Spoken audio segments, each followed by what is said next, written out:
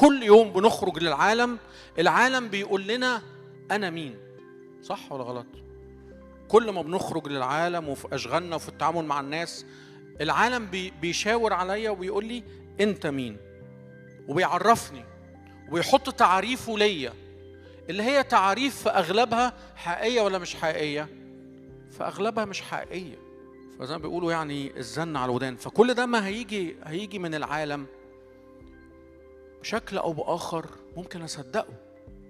فأنا لو مش بقعد كل يوم على قد ما أنا بتقابل مع العالم وباخد هذه التعريف عن المعنى في الحياة من العالم اللي هي مزيفة مش حقيقية، لو أنا مش بقعد مع الله في لقاء خاص واخد منه المعنى الحقيقي للحياة أو ليا بشكل شخصي، أنا العالم هيشكلني ويشكل المعنى في حياتي بتعريفه الغير حقيقية المزيفة، وهعيشها بمبادئها بقوانينها.